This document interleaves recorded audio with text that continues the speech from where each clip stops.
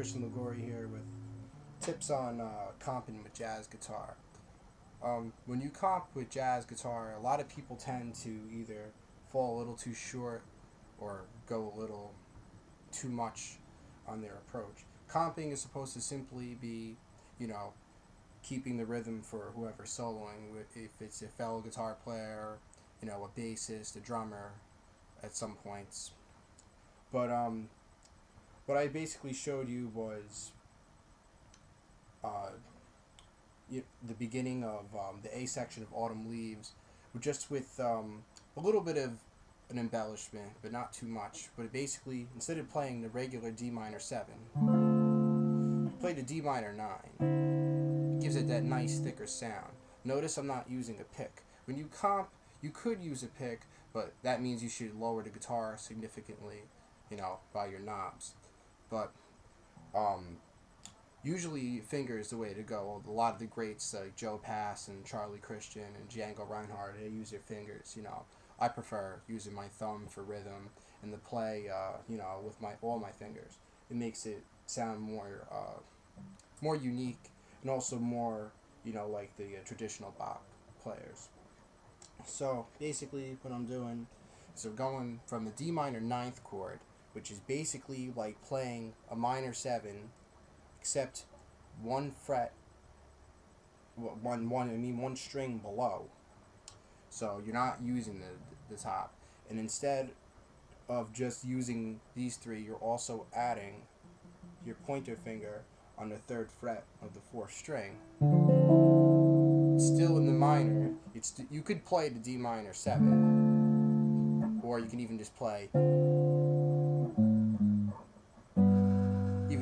that too, just a root in the 3rd of the chord, which will make for a little bit of a softer sound.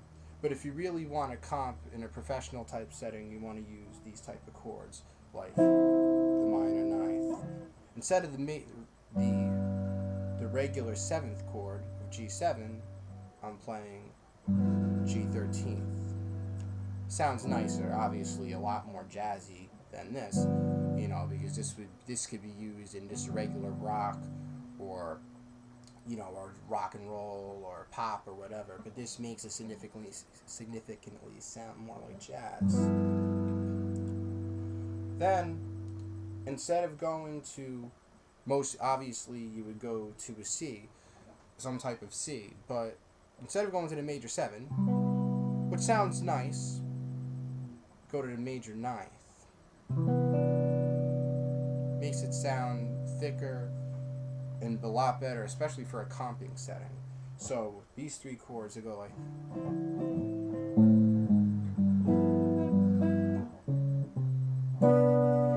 Now notice what I'm also doing is I'm adding bass notes. It doesn't have to be anything fancy, because there's obviously, like the great Joe Pass had really good bass melodies to counter his the treble melodies, which is genius within itself. But you don't need to get as technical as the likes of Joe Pass. All you really need to do is just ride into the chord. So from the D minor 9th, my root D, all you gotta do is simply go up to the A, 1, 2, and just to the root. And then for the C major 9th, you can go from C sharp to C, or you can go from B to C. I prefer going from sharp to major rather than flat to major, but you can do both and you can mix them up and it might sound cool that way. So again,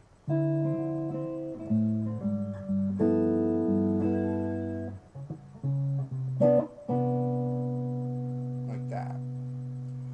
Then next chord I would go to is the F major 9th instead of the F major 7, which sounds nice too. And you could add it, you can do something like that, which is cool too if you know your chords. But obviously I would prefer the major 9th. And then so you go again from sharp to major. Then the next chord, probably the most tricky chord in the whole song, is a B minor with the the B minor 7, but it has a flat 5 note. So it's like playing a B minor 7, except you're not going to do that. You're not going to hold down all the strings. You're going to just use the 6th, the 4th, and the 3rd string. And then on the 2nd string, you're going to use your pointer finger, which adds the extra note, which makes it, which is the B minor 7 flat 9, which is the flat 9th note of the chord. So from F major 9th, you go. Sounds nice. It, definitely pads the song. Then you go to E7 or E9th. Whatever you're in the mood to play, both are fine. E7 would just be the 3 notes in the 7th, the 1, the 3, and the 5 note. Or you can 9th it by basically putting your ring finger down.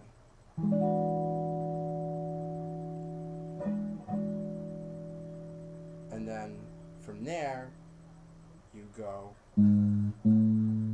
or to A minor 7. So you can go, sometimes it might sound better with the A minor to go from flat to major rather than sharp to major, but either will sound fine. Then you have to go to the A13th.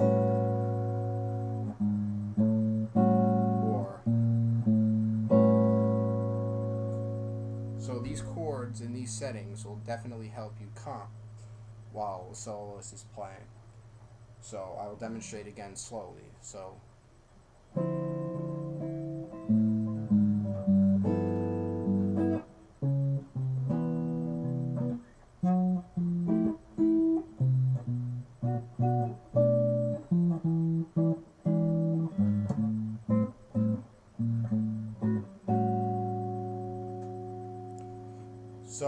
these chords will definitely help you in any situation.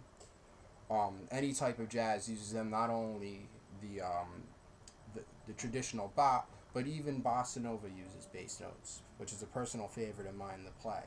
So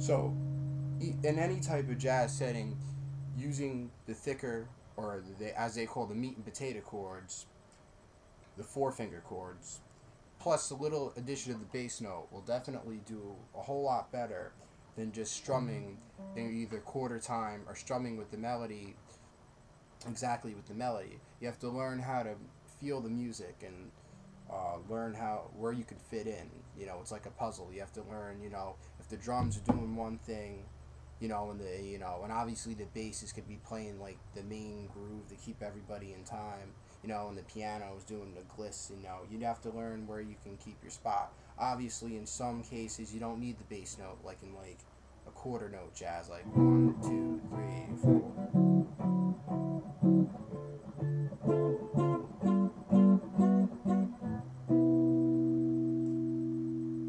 In a blues, sometimes the bass notes are good.